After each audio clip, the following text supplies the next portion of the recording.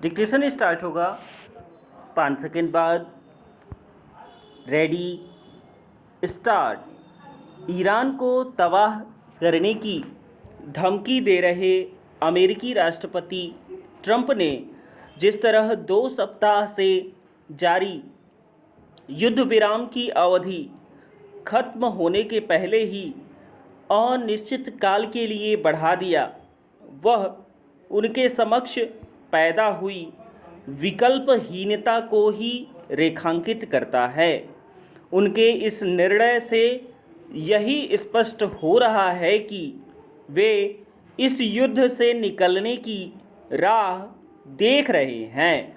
इसका कारण यह है कि वे लगभग 40 दिनों तक चले युद्ध में न तो ईरान को अशक्त कर पाए और न ही उसके हमलों से खाड़ी देशों की समुचित ढंग से रक्षा कर पाए। वे उसकी नाकाबंदी के बावजूद उसे हार्मुज समुद्री मार्ग खोलने के लिए बाध्य भी नहीं कर सके। उनके सामने घरेलू मोर्चे पर भी चुनौती बढ़ गई, क्योंकि एक तो उनके मागा यानी मेक अमेरिका ग्रेट अगेन समर्थक युद्ध के पक्ष में नहीं, और दूसरे उन्हें ईरान के खिलाफ युद्ध जारी रखने के लिए संसद की अनुमति चाहिए होगी।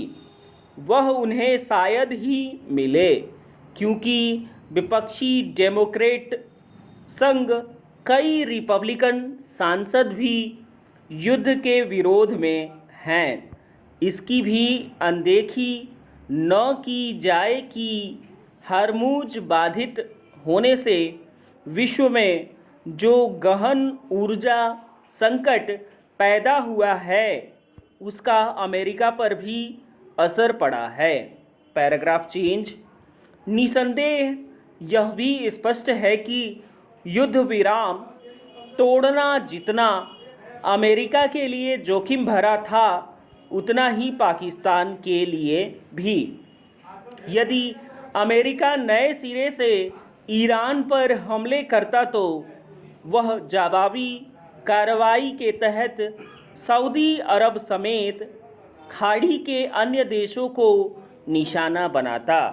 ऐसे में पाकिस्तान को सऊदी अरब के साथ हुए समझौते के तहत ईरान के खिलाफ मोर्चा खोलना पड़ता और यह उसका संकट और बढ़ाता। चूँकि पाकिस्तान के साथ अमेरिका भी युद्ध विराम विस्तार में ही अपना हित देख रहा था, इसलिए ट्रंप ने यह आड़ ली कि वे पाकिस्तानी प्रधानमंत्री और उनके सैन्य प्रमुख के आग्रह पर युद्ध विराम को विस्तार दे रहे हैं। क्या यह विचित्र नहीं कि अभी तक हर मामले में मनमानी करने वाले ट्रंप पाकिस्तान के आग्रह को इतना महत्व दे रहे हैं?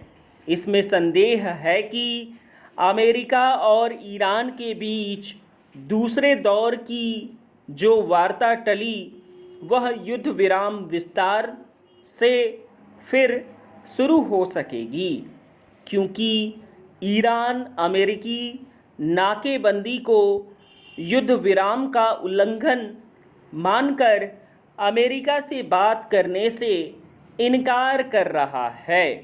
वह अमेरिकी धमकियों से भी बेपरवाह है।